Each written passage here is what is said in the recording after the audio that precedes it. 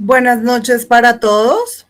En este espacio queremos darles la bienvenida a nuestra Escuela de Padres. Para nosotros es un gusto contar con su presencia el día de hoy, dando cumplimiento a la Ley 2025 del 2020, por la cual se reglamenta la obligatoriedad de la Escuela de Padres.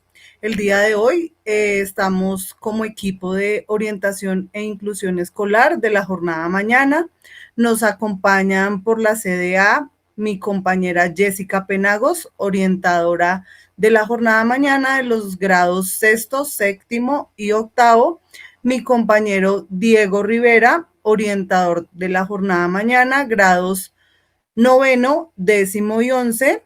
Mi compañera Jean Daisy Lozano, orientadora de la sede B Jornada Mañana. Y les recuerdo mi nombre, Natalie Sánchez, docente de apoyo de la Jornada Mañana, sedes A, B y C. Nuevamente es un gusto contar con la presencia de cada uno de ustedes. El día de hoy vamos a hablar sobre la prevención del abuso sexual y vamos a compartir algunas recomendaciones iniciales para que tengamos en cuenta durante nuestro taller del día de hoy. Entonces vamos a iniciar con nuestra presentación. Es importante recordar antes de comenzar que inicialmente vamos a tomar una asistencia, la cual se va a diligenciar por medio del link que se dejará próximamente en los comentarios. Recordemos que para las familias que tenemos varios hijitos en las diferentes sedes, es muy importante que la asistencia la diligenciemos por cada uno de nuestros estudiantes para que podamos luego relacionarlas con los grados y sedes de nuestra institución. Una recomendación importante es que dentro de los comentarios no vamos a tener en cuenta esa asistencia, ya que nos es más fácil desde el link que compartiremos en los comentarios. Bueno, vamos entonces el día de hoy a tocar unos temas muy importantes, inicialmente para reconocer primero qué es abuso y violencia sexual. Luego vamos a reconocer toda la parte normativa a partir del marco legal. En la parte número 3 vamos entonces a encontrar algunas estrategias de qué hacer ante una situación de abuso o violencia sexual, cuáles son esas señales de alerta y por supuesto algunas estrategias de prevención en casa que podemos implementar cada uno de nosotros como familias. Le doy la palabra a mi compañera Jessica Penagos, quien nos va a acompañar con este primer momento de nuestra presentación. Gracias, Natalie. Bueno, familias, muy buenas noches. Vamos a iniciar un poquito organizando una diferencia entre lo que es violencia sexual y abuso sexual. ¿Listo? Para que lo tengamos presente. Entonces, cuando hablamos de violencia sexual, hablamos de todos los actos o los comportamientos de tipo sexual que son ejercidos, en este caso lo vamos a hablar, de nuestros niños, niñas y adolescentes. ¿Listo? Con cualquier forma de violencia, como una coerción física o incluso psicológica, no solamente la física, para poder aprovechar, bien sea un estado de indefensión o cuando se obliga a la persona, en este caso a nuestros niños, para poder llegar a las relaciones sexuales violentas. Y el abuso es toda clase de situación en la que los niños, niñas y adolescentes son tocados, son acariciados, son besados con intenciones sexuales. ¿Listo? Entonces, la violencia sexual podemos decir que es una característica general y el abuso sexual está dentro de esa tipología, de una de las tipologías de violencia sexual. Pero no solamente el abuso sexual como tal forma parte de la violencia sexual, hay diferentes tipos de violencias, por eso hablaremos en plural de violencias sexuales acá. La primera violencia sexual de la que quiero que conversemos en esta noche es a lo que llamamos violación o el acceso carnal violento, que no es otra cosa diferente de la penetración que se ejerce contra cualquier cuerpo. Como les digo, en este momento lo vamos a abordar de nuestros niños, niñas y adolescentes, y que se configura pues mediante dos opciones: el uso de la violencia de manera violenta o de forma abusiva. Para el uso de la violencia, en la violación o en el acceso carnal, hablaremos del uso de la fuerza, de la amenaza y de la coacción física o psicológica para causar temor en la víctima, intimidarla y poder llegar pues a cometer el delito, porque recordemos que el acceso carnal es un delito además. Cuando se ejerce de esa forma así, pues violenta, es eso. Y en el acceso carnal abusivo, entonces tenemos cuando hay aprovechamiento de una condición de incapacidad de una persona. Por ejemplo, en menores de 14 años es un acceso carnal que es abusivo y que también podría ser violento. Es abusivo porque la persona está en un estado de indefensión por la edad que tiene. Eso ya lo vamos a hablar ahorita un poquito más adelante en el marco normativo, ¿cierto? Y cuando la persona es incapaz de resistirse por estar en un estado, por ejemplo, de inconsciencia, por tener alguna discapacidad, algún trastorno mental o porque está en incapacidad de resistirse, por ejemplo, bajo el consumo de alguna sustancia, ¿cierto? Que muchas veces también es suministrada sin el consentimiento.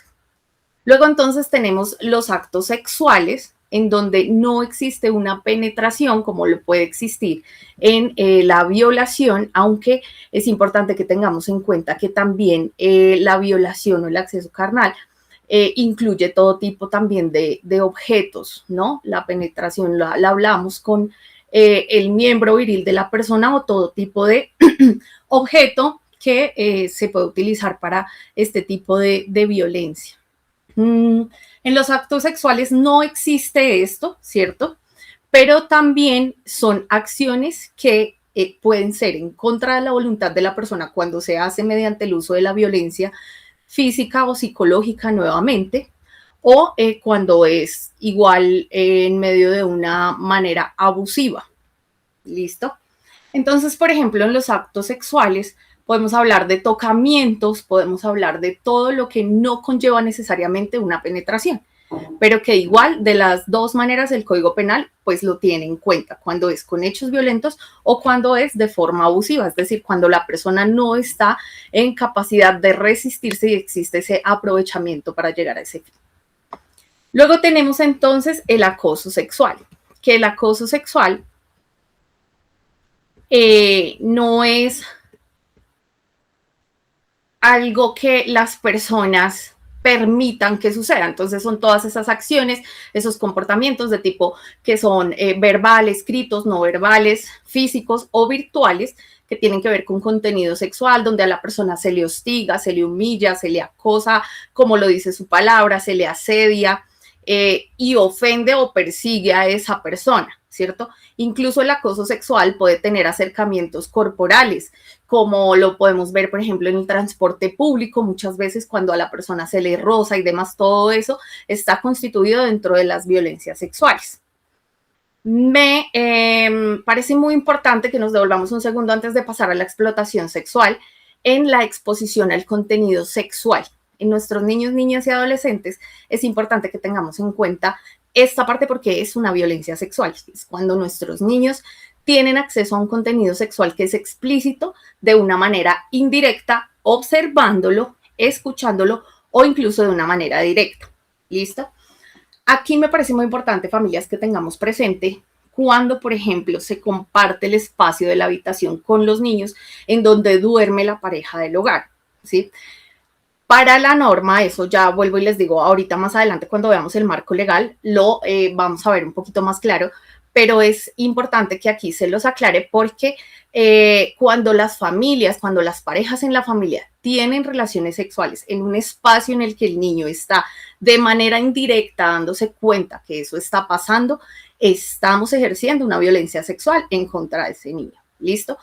Otro tipo de exposición a contenido sexual, pues es cuando los niños en las edades que no son apropiadas tienen acceso a pornografía, tienen acceso a imágenes, tienen acceso, y eso sucede mucho cuando tienen un celular sin control de parte de las familias. Entonces es muy importante que lo tengamos presente. Ahora sí, Vamos a pasar a la última parte de las violencias sexuales, que es la explotación sexual comercial de los niños, niñas y adolescentes, que es cuando se ofrece a un menor de edad pagarle en dinero o en especie por un abuso sexual. ¿Listo? La persona es tratada como una mercancía o como un objeto, siendo vendida o comprada por generalmente pues adultos, ¿sí? Y es una forma de violencia que sitúa el cuerpo de los niños, niñas y adolescentes como una mercancía, como un objeto que se puede vender y comprar, canjear.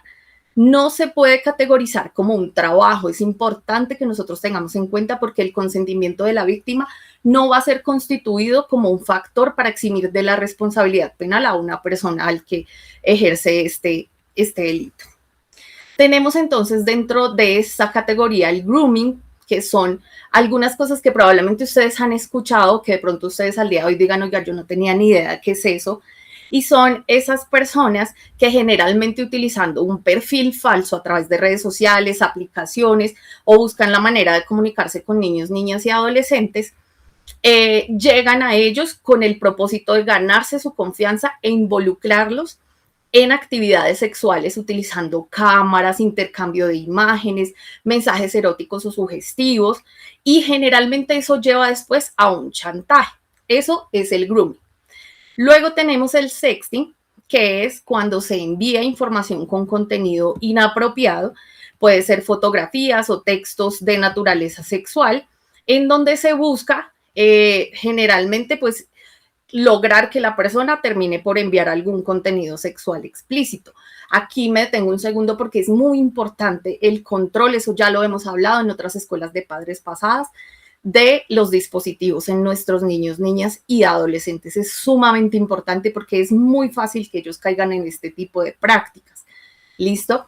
Para que lo tengamos muy en cuenta. A veces yo escucho familias que dicen, no, es que la niña o el niño se está hablando con un amigo que tiene en México y entonces el amigo va a venir o el amigo le envía, o cierto, es importante que lo tengamos presente. Y por último tenemos la sextorsión, que es una forma de explotación sexual en la que la persona que ha enviado ese material pues es obligada a pagar generalmente pues un dinero o seguir generando otro tipo de contenido en contra de su voluntad, cayendo en esa parte del chantaje. Se ejerce un chantaje en contra de la persona con la amenaza de publicar el material en Internet o de ser enviado a las familias.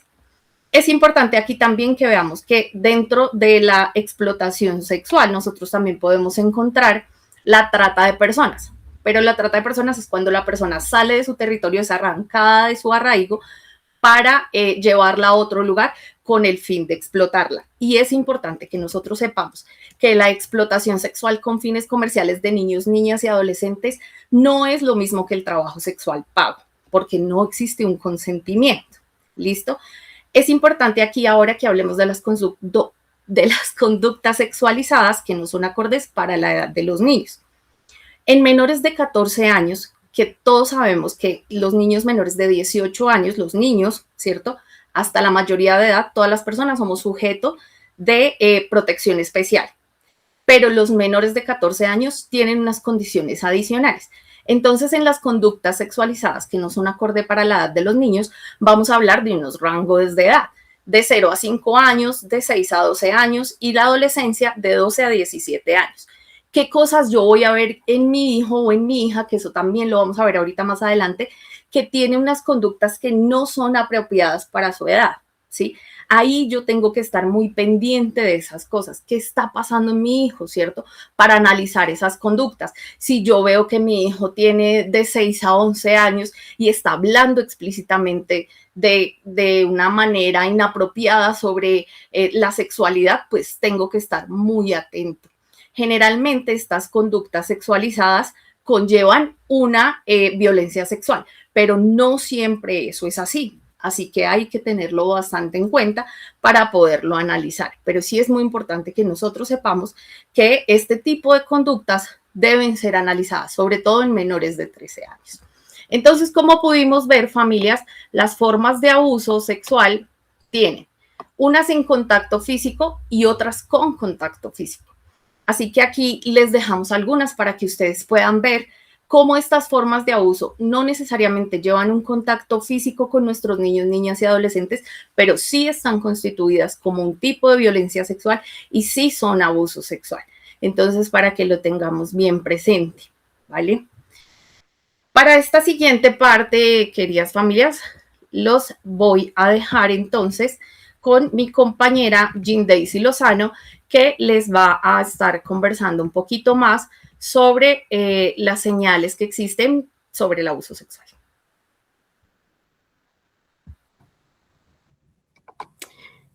Gracias, Jessica. Entonces, como ella misma lo dijo, los padres de familia son la primera red de apoyo de nuestros hijos y de nuestras hijas. Por eso debemos estar muy pendiente de esos cambios, tanto psicológicos como físicos, que van teniendo nuestros niños. Para ellos es muy difícil contar que fueron abusados, porque como ya Jessica lo decía, los abusadores se van ganando la confianza de los niños y además, desafortunadamente, se da dentro de personas muy allegadas para ellos, que pueden ser los familiares o amigos de las familias muy allegados, y eso es lo que los va a ellos a desconcertar.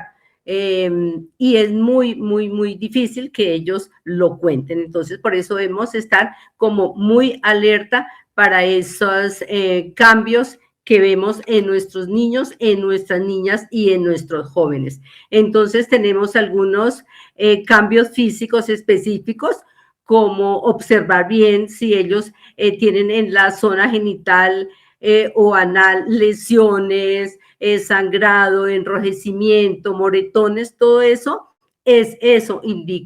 puede indicar un abuso sexual. También, digamos, cuando los niños tienen infecciones genitales o infecciones de transmisión sexual. Recordemos que esto no es normal, menos en nuestros niños y en nuestros jóvenes.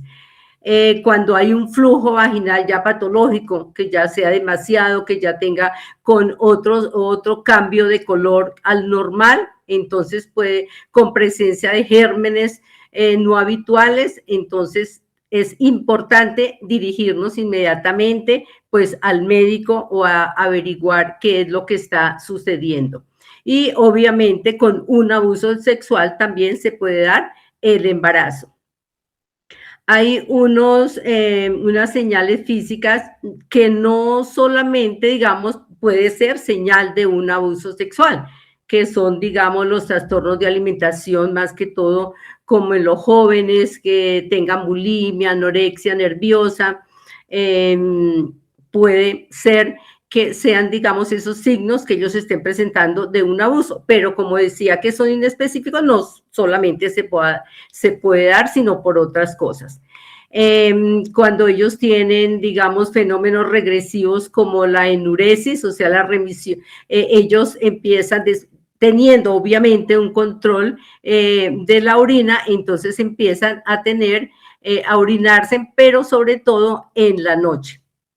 Y también pueden sufrir de encopresis, que es esa incontinencia de materia fecal. Hablamos más que todo esto en los niños y niñas cuando ellos ya han logrado ese control de esfínteres. También cuando vemos infecciones urinarias repetidas sin causa orgánica o externa inexplicable. Por eso es que cuando nosotros en primaria detectamos que los niños de pronto se estimulan sus genitales, puede ser por una infección urinaria. Y siempre citamos a padres de familia para que los lleven inmediatamente al médico y pues descartar por qué está sucediendo esa infección urinaria. Igualmente con el flujo vaginal, recordemos que es normal, pero ahí cuando ya es demasiado y de diferente color, pues no es normal, se debe también llevar inmediatamente al médico.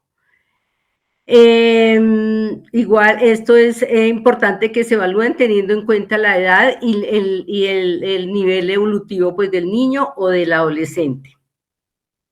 Ahora tenemos los indicadores psicológicos.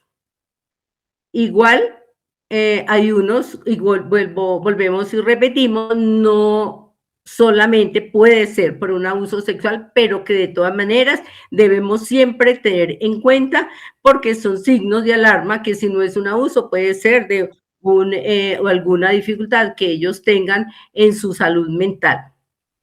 Entonces tenemos, como lo decía Jessica, conductas hipersexualizadas. Cuando los niños están hablando todo el tiempo de sexo, cuando están hablando un lenguaje no adecuado para la edad. También recordemos que cuando nos pasa eso en nuestros niños y en nuestras niñas, inmediatamente lo primero que hacemos nosotros como colegio es citar a padres de familia para que ellos pues vean por qué está sucediendo este tipo de conductas. Recordemos que en los adolescentes empieza la etapa de la masturbación. Entonces, cuando ustedes ven que también es ya una masturbación compulsiva, entonces hay que tener en cuenta por qué está teniendo esta clase de conducta. En los niños, ¿no? Cuando ellos tienen esos juegos de los novios, del papá, de la mamá, sobre todo como los más chiquitos, entonces, y que siempre tienden que a besarse, a besar al papá o a besar a la mamá, hay que tener en cuenta todas esas conductas. También cuando ellos en los juegos cogen a otros niños más como a la fuerza, a tener esos juegos sexuales, a besarlos y sobre todo cuando vemos que el niño no es un beso como normal, sino que un beso que ya está sacando la lengua. Ojo con esto, padres, porque los niños no deben tener esta clase de conductas.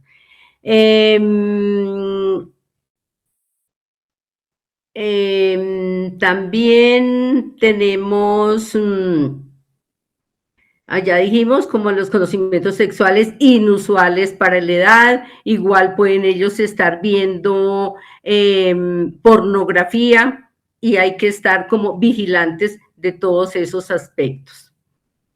Hay otros indicadores psicológicos inespecíficos que también, como decimos, no solamente puede ser por un abuso sexual, cuando los niños están muy retraídos socialmente, cuando están como muy apáticos a tener contacto con las demás personas, tienen trastornos del sueño, tienen pesadillas, terrores nocturnos, empiezan ellos a tener conductas también alimentarias, a no comer y sabiendo que, digamos, nuestros niños o niñas comen normalmente, entonces toda esa falta de apetito o lo contrario, cuando comen también demasiado, entonces hay que tener en cuenta todas esas conductas.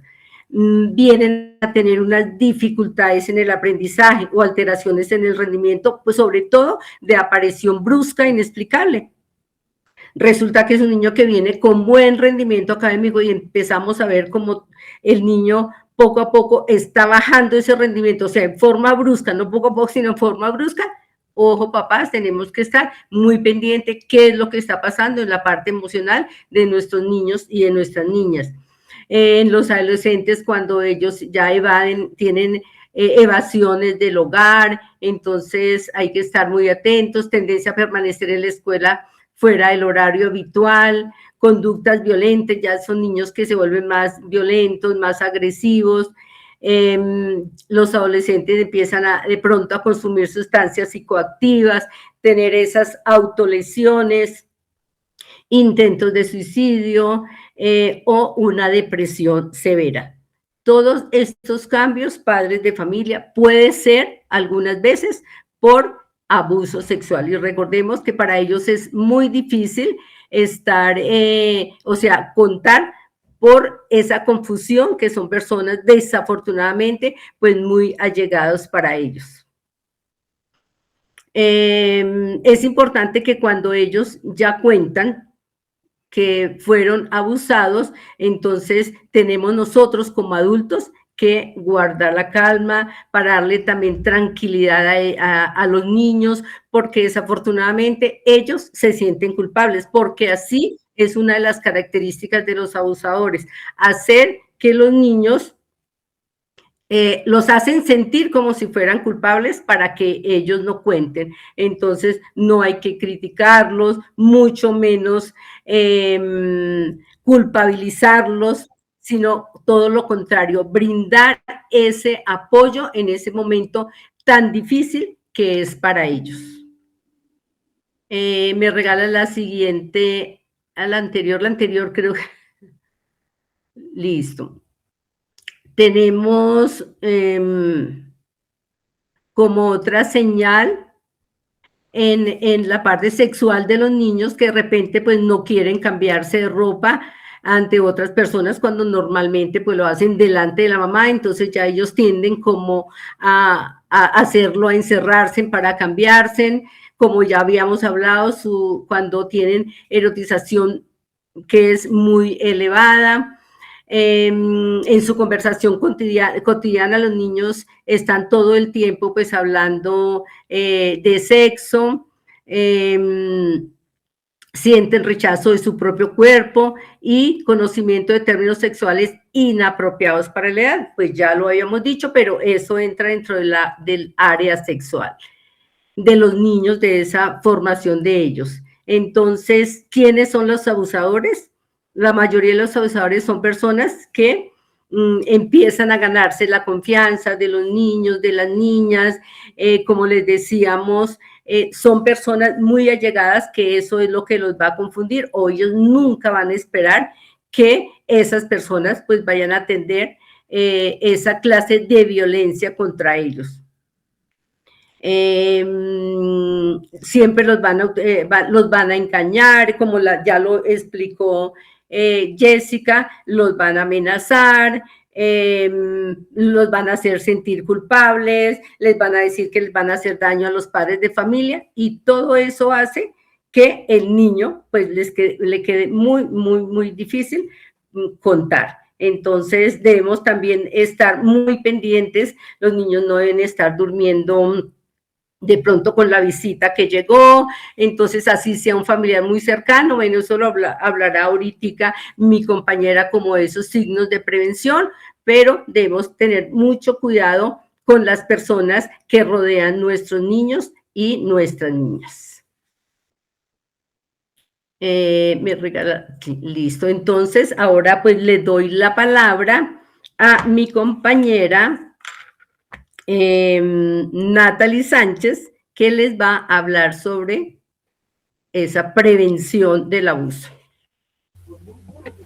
Bueno, vamos entonces a revisar algunos factores que hacen vulnerables a nuestros niños o adolescentes a ser abusados sexualmente. Cómo estos factores inicialmente se pueden dar desde las familias. Entonces, ¿cuál podría ser este primero? El abandono social por parte de los padres. ¿Cómo podemos identificar ese abandono social por parte de los padres? Cuando no tenemos supervisión, cuando no tenemos acompañamiento, cuando de pronto estamos con ellos durante su contrajornada, como que estamos presentes dentro del hogar, pero no presentes en su vida, ¿cierto? Entonces, les acompañamos, los llevamos al colegio, les acompañamos de pronto durante sus tareas, pero no hay como esa confianza o no hay como esos mínimos de diálogo en casa. Entonces le entregué el celular sin control, no sé con quién habla, no conozco quiénes son sus amigos.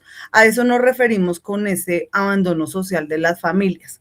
Cuando no tenemos esos niveles de confianza como cuidadores, cuando de pronto por toda la dinámica familiar que manejamos, como familia, papá y mamá tienen que salir a trabajar, entonces debemos buscar a una persona que los acompañe, que nos ayude con su cuidado en las horas de la tarde, en su contrajornada, en las horas de la mañana, dependiendo cuál sea su jornada escolar, y no tenemos como esa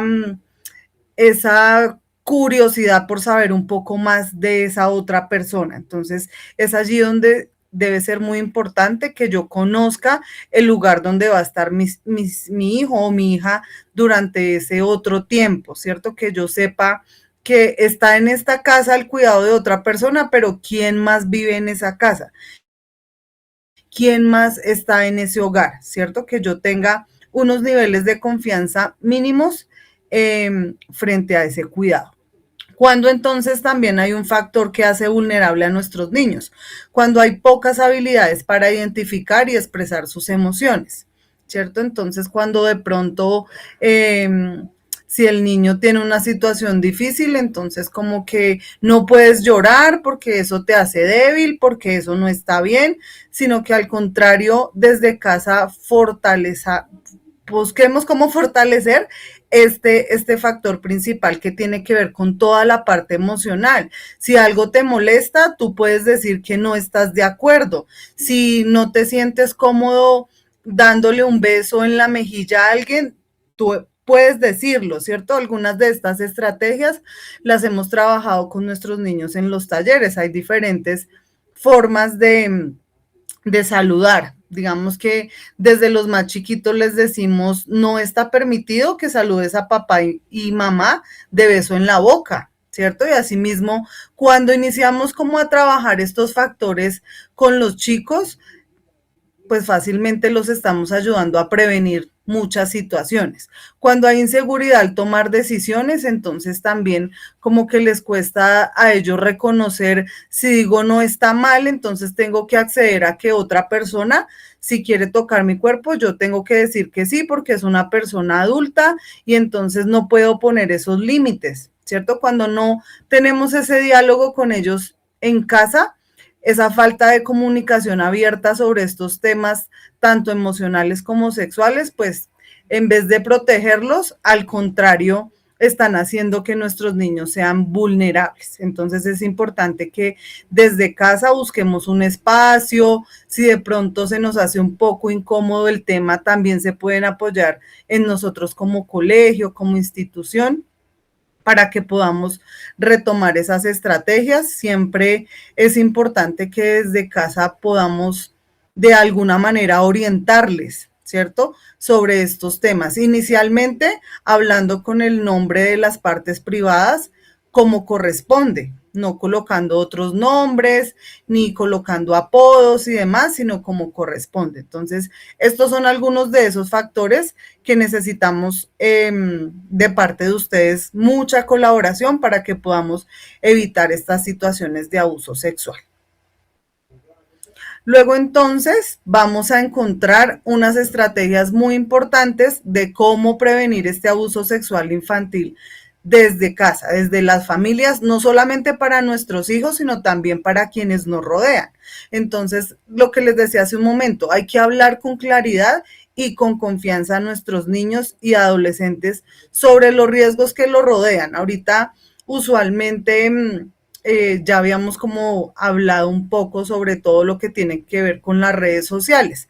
Para nosotros de pronto es más fácil darles un celular para pensar que los vamos de alguna manera a controlar o supervisar, pero dentro de eso no estamos pensando también un poco en el riesgo que eso trae, ¿cierto? Que detrás de esos perfiles falsos, detrás de entonces de algunas citas que ya se dan, detrás de los juegos que ellos tienen acceso ya en línea, donde conocen a otras personas, donde pueden hablar con ellos y para nosotros de pronto es muy normal. Entonces, esa es una de las estrategias. Si yo superviso, no solamente cuando él no está en casa, si yo superviso cuando puedo acompañarle, si sé con quién se relaciona y si le enseño que hay unas partes del cuerpo íntimas y le hablo de sus partes como es, inicialmente estoy previniendo que suceda un abuso sexual, pero también fortaleciendo su autoestima, que en algún momento si alguien quiere pasar de tono como estas situaciones pueda decir no, sí está bajo su control y tiene el carácter de dar como esa palabra o ese alto en el camino para pedir ayuda, para contárselo a otro y demás. Entonces, ¿qué puedo yo hacer en casa también? Enseñarle que hay diferencia entre los secretos buenos y los secretos malos. ¿Cómo lo relacionamos nosotros? Todos aquellos secretos buenos son estos que nos hacen sentir felices, que no me incomodan, que de pronto siempre les hacemos el ejemplo de alguien está por cumplir años, entonces vamos a organizar algo sorpresa. Entonces es un secreto que me hace sentir bien, que me agrada ¿cierto? Que me hace sentir tranquilo. Pero si alguien me pide que, por ejemplo, le permita tocar o mirar mis partes privadas y que guarde ese secreto, pues al contrario, debo apoyarme en alguien de confianza en el lugar donde esté, si es en casa, si es en el colegio, si es en un lugar público, ¿cierto? Buscar a alguien que me pueda ayudar porque es un secreto que me incomoda, que no me hace sentir bien, que me hace sentir triste y que necesito de alguna manera contarlo oportunamente. Debo supervisar cuáles son los sitios web que visitan nuestros hijos, nuestros niños pequeños, que regularmente la recomendación es que no estén expuestos a pantallas, pero también nuestros adolescentes, ¿cierto? Entonces, es que él ya tiene WhatsApp, entonces de pronto en la noche le cuesta conciliar el sueño porque el celular está sin control y puede tardar mucho tiempo conectado, pero no tengo idea con quién habla, ¿cierto? Entonces, manejar de alguna manera en casa un horario para establecer también esos límites. Ok, vas a tener el celular un tiempo en la tarde, pero ya cuando es tiempo de descanso, el celular se queda conmigo para que tú puedas descansar, para que puedas dormir y demás. Todos esos negociables que se pueden dar dentro de los hogares. Enseñarles a no aceptar regalos a cambio de favores, ¿cierto? Entonces, miras que te voy a dar el celular, el último celular, si tú de alguna manera solamente dejas que yo te tome algunas fotos, pero va a quedar solamente para ti y para mí, no para nadie más, o mucho menos que acepte dinero para complacer otras situaciones, ¿cierto? Porque son algunas de las estrategias que buscan los abusadores, primero, para ganar su confianza y segundo, para hacerles creer que todo está bien, ¿cierto? Entonces, tú haces tal cosa, tú me dejas ver tus partes privadas o me dejas tocar tus partes privadas y yo a cambio te voy a dar ese regalo que de pronto tú quieres, el último celular o te voy a dar cierta cantidad de dinero.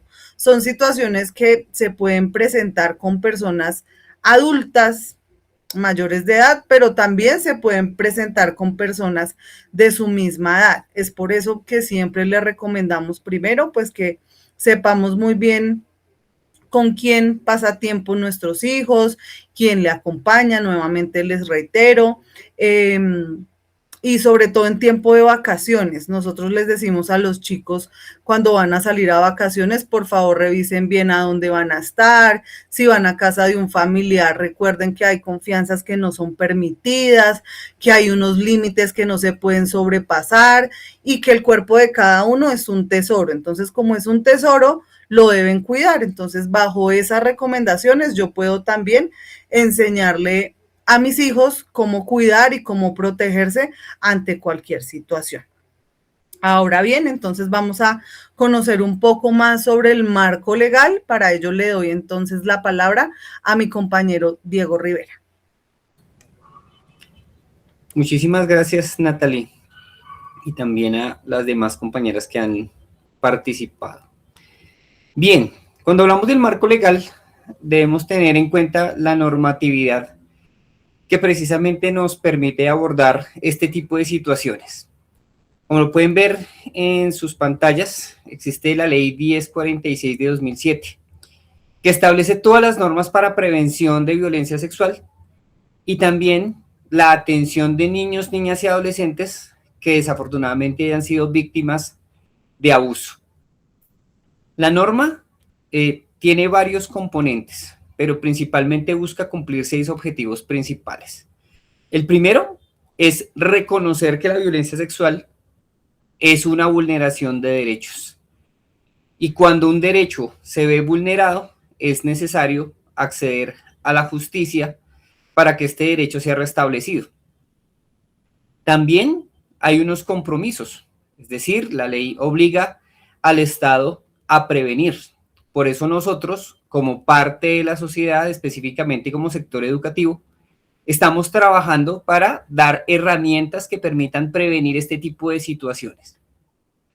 El marco legal también es claro frente a que busca garantizar la atención integral en salud, tanto en salud física como en salud mental, de los niños que han sido víctimas y compromete directamente al sector educativo. Muchas de las situaciones por las que pasan los estudiantes suceden en contextos familiares, pero muchas de esas situaciones se dan a conocer en las instituciones educativas.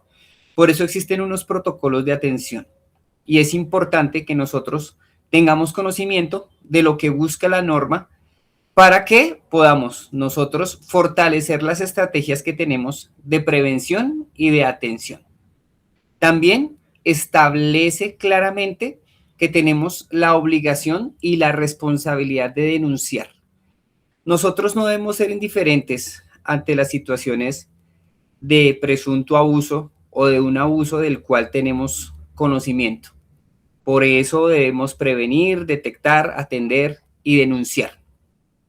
Todo esto para que se puedan garantizar los derechos, porque esto permite que haya una articulación entre las instituciones que nos permite a nosotros acoger a los niños, niñas y adolescentes que han sido víctimas para promover su atención integral, inmediata y completa. Siguiente, por favor. La situación ideal es que esto no ocurra y que estemos muy atentos a las señales de alerta, que podamos actuar de manera preventiva y que podamos nosotros seguir informando a todas las partes de la sociedad que nos puedan promover ese cuidado y esa prevención. Sin embargo, la realidad es que esto ocurre con más frecuencia de la que quisiéramos. Y cuando esto ocurre debemos saber a dónde acudir para poder inicialmente poder proteger a los niños que han sido víctimas. ¿Cómo lo podemos hacer? Lo primero es saber a quién acudir. Cuando tenemos conocimiento de un presunto abuso, pues lo primero que hay que hacer es activar la ruta de atención en emergencias. Entonces podemos llamar al 123 para notificar, porque ahí nos remiten al sector salud y al sector justicia, a través de la policía. También, una vez que tenemos conocimiento, debemos saber que, como lo están viendo ahí en pantalla, hay varias instituciones que están en capacidad de responder y de atender estas situaciones. Principalmente, el primer derecho que hay que garantizar ante una persona que ha sido vulnerada es su derecho a la salud. Después, su protección y después el derecho a la justicia. Por eso en ese orden primero se canaliza por emergencias para que reciban atención médica tanto en salud física como en salud mental. Después se debe hacer el reporte a ICBF y también la respectiva denuncia. Todas estas instituciones buscan garantizar y están al acceso. Existe la línea nacional de cada una de las instituciones, como lo ven ahí en pantalla, pero principalmente está el Instituto Colombiano de Bienestar Familiar.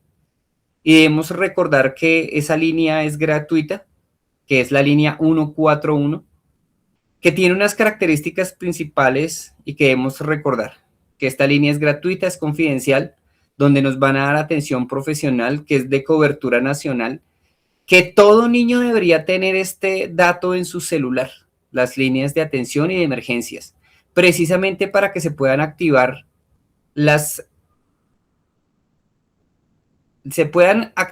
cada una de las rutas de atención y que puedan ser escuchados los niños, niñas y adolescentes cuando requieren denunciar. Muchas veces la dificultad está en el desconocimiento de qué hacer y cómo activar las rutas. Y por eso todo ciudadano debe tener conocimiento de esto. Entonces la invitación es que, teniendo en cuenta las líneas de atención, comencemos nosotros por informarle a nuestros hijos a dónde deben acudir cuando se presenta alguna situación. Si es una emergencia, si es una comisión de un delito, como ya se explicó de una manera general cuáles son estas situaciones, lo que debemos es empezar a abordarlas con mayor propiedad en casa, para que podamos verificar que saben que es un delito sexual, saben claramente que es una violencia, saben que es un abuso y saben a quién acudir en caso de que se llegue a presentar o en caso de que conozcan alguna situación que esté en estos términos. Siguiente, por favor. ¿Por qué es importante denunciar? Pues precisamente lo principal es por garantizar derechos, derecho a la salud, derecho a la justicia, para evitar futuras violaciones o futuras vulneraciones, para prevenir que otras personas sean víctimas de este tipo de violencias, para poder garantizar que hay una recuperación emocional, una recuperación física y una protección ante un menor que ha sido vulnerado.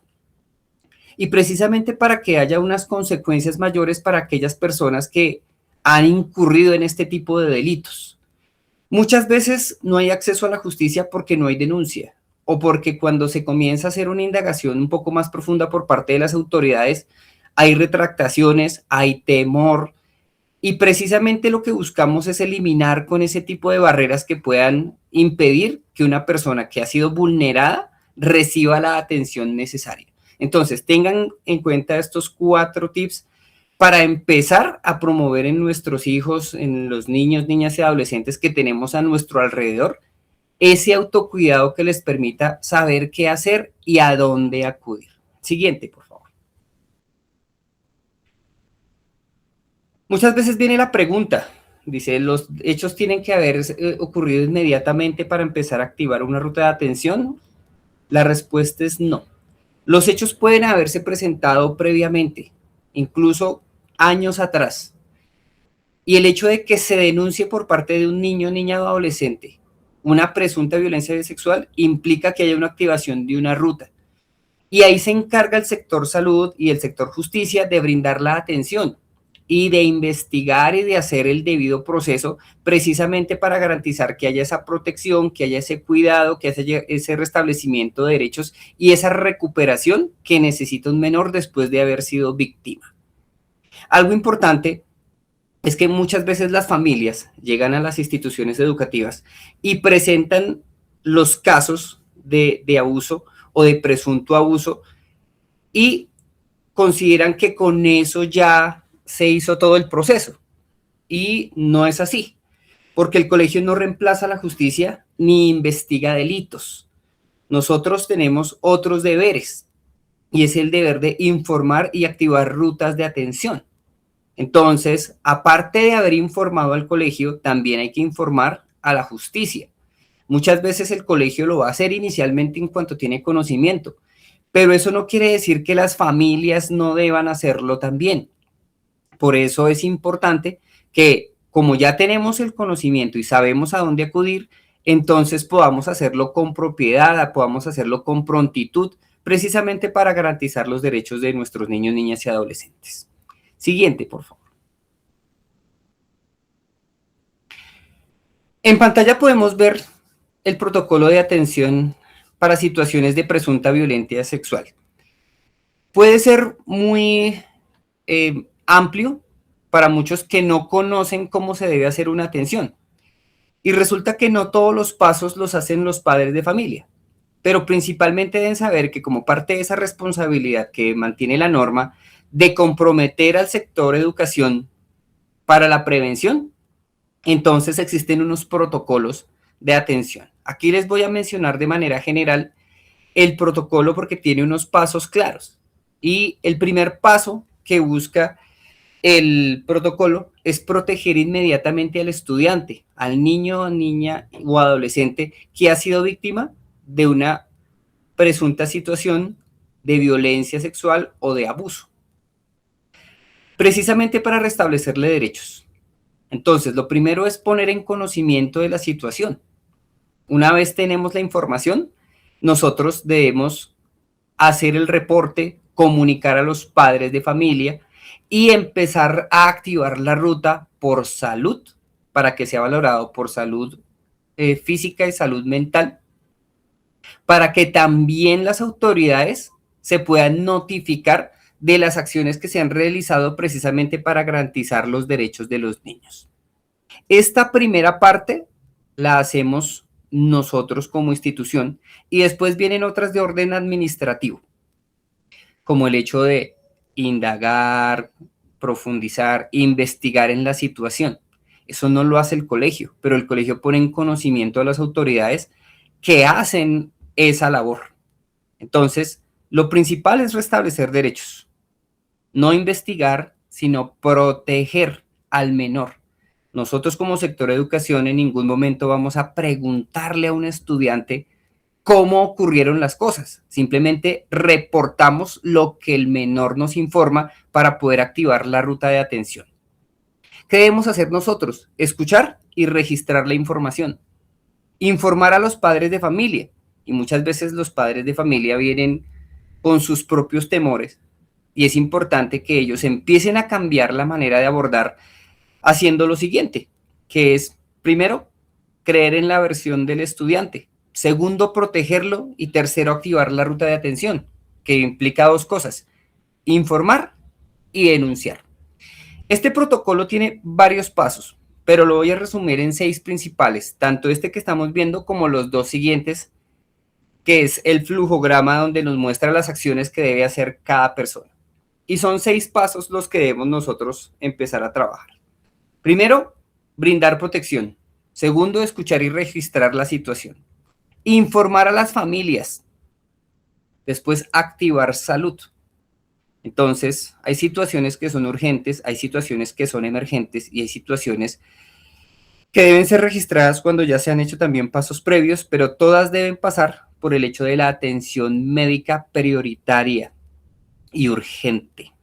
Es decir, no debemos darle largas al asunto para que haya una atención pronta y oportuna. Podemos ir mostrando el flujograma para que puedan ver que hay diferentes pasos. Entonces, dentro de esos pasos está el notificar. ¿Y quién lo puede hacer? Lo puede hacer el estudiante, lo puede hacer alguien que tenga conocimiento de la situación, un integrante de la comunidad educativa, lo puede también informar quien haya presenciado los hechos o alguien que haya identificado que un menor es víctima, precisamente para que pueda iniciarse ese proceso de protección del menor. Ahí es donde empezamos nosotros a establecer esos contactos interinstitucionales que nos permiten garantizar. Lo que nos muestra el diagrama de flujo es cómo se sigue ese protocolo, cuál es el primer paso. Y en ese orden, el primer paso es escuchar. El segundo paso es garantizar atención en salud y después acceso a entidades que protejan para después pasar a restablecimiento de derechos, que eso es acceso a la justicia. Todo este protocolo nos va a permitir garantizar que en cada uno de los puntos el menor ha recibido la atención que la ley le garantiza. Siguiente, por favor.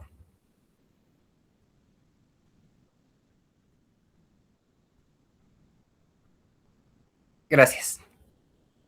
Una vez se han hecho los reportes, se debe hacer el acompañamiento. Entonces, ahí es donde va el seguimiento. En el seguimiento, ¿qué se busca? Uno, que haya una recuperación física, que haya una recuperación emocional y que haya unas consecuencias penales para las personas que han incurrido en la comisión de este tipo de delitos. ¿Qué debemos hacer nosotros entonces como padres? Primero, estar muy atentos cuando se presenta alguna situación. Segundo, informar, no cuestionar, no juzgar, sino realmente empezar a garantizar. El indagar le corresponde a la fiscalía, es quien se encarga de recopilar información y finalmente seguir todo el proceso para que se pueda realmente restablecer los derechos de un menor que ha sido vulnerado. Y nosotros como sector de educación, después de que hemos activado toda la ruta de atención, generamos una alerta temprana que permite que la institución educativa tenga un acompañamiento. Y dentro del sistema de alertas, pues nosotros también podamos, uno, pues no solo la parte estadística de reportar la situación, sino que hay un acompañamiento a esos estudiantes y hay una verificación de que se restablecieron los derechos. Y en la medida en que se va realizando este acompañamiento, pues lo que busca es que si se presenta la situación, se pueda abordar, se pueda acompañar, se pueda intervenir, pueda haber una recuperación y después haya un cierre. Es decir, que se pueda verificar que efectivamente los derechos fueron restablecidos, todos, derecho a la salud, derecho a la educación, derecho a la justicia, protección, cuidado y demás. De este modo nosotros podemos intervenir cuando se presenta algún tipo de situación. ¿Listo? Entonces debemos tener en cuenta que estos protocolos son de acceso público.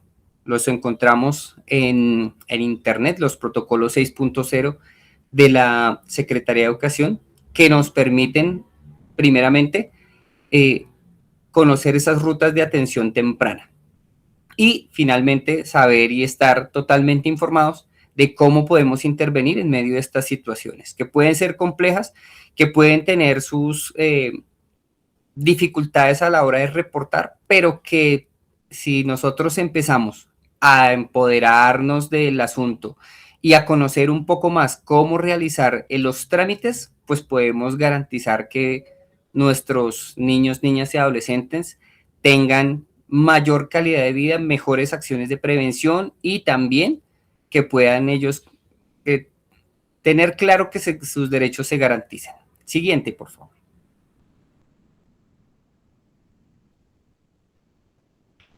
La normativa la debemos tener a la mano, precisamente porque somos ciudadanos, somos sujetos de derecho y los niños, niñas y adolescentes son sujetos de especial protección. Aquí vamos a dejar este documento para que lo tengan presente. Sé que consultar tantas normas no es tan sencillo, pero debemos tener en cuenta que desde el 2012 en adelante han salido una serie de normas que nos permiten a nosotros proteger a nuestros niños. Y si no tenemos esa información y se presenta alguna vulneración y no sabemos a dónde acudir, eso retrasa que se pueda ejercer justicia. Entonces, debemos tener clara esta normatividad precisamente para avanzar en las estrategias de prevención, principalmente la ley 1146 y todo este compendio que está ahí en pantalla. Entonces, para que lo tengamos presente. Vamos a la última diapositiva. Padres de familia, les agradecemos en primer lugar por su tiempo, por su disposición de parte del Departamento de Orientación Escolar y de Inclusión Educativa del Colegio Instituto Técnico Rodrigo de Triana. Pues aprovechamos este espacio para seguir avanzando en nuestras acciones de prevención.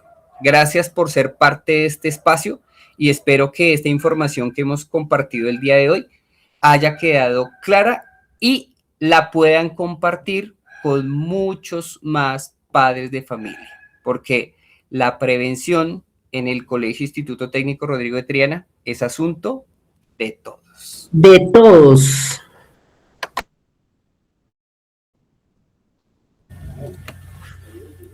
El diligenciamiento de nuestra asistencia, recuerden que se hace de manera individual si tenemos varios hijos en las diferentes sedes, entonces para que por favor a través del link que les compartimos en los comentarios durante este taller nos puedan ayudar a diligenciarlo. Aquí encuentran entonces todo nuestro equipo de trabajo. Si en algún momento necesitan el apoyo o la orientación de alguno de nosotros, con mucho gusto. En este espacio del día de hoy, pues se dio como equipo jornada mañana, pero es una escuela de padres válida para toda la institución, tanto jornada mañana como jornada tarde. Por eso allí la recomendación importante del diligenciamiento de la asistencia. Entonces, nuevamente, muchas gracias por dedicar este tiempo, por su confianza, por apoyarse en cada uno de nosotros y como ya lo decía hace un momento mi compañero Diego, recuerden que con estas estrategias que compartimos el día de hoy, pues estamos buscando prevenir estas situaciones de riesgo en nuestros niños, niñas y adolescentes. De nuevo, muchas gracias por acompañarnos el día de hoy y esperamos nuevamente encontrarnos pronto.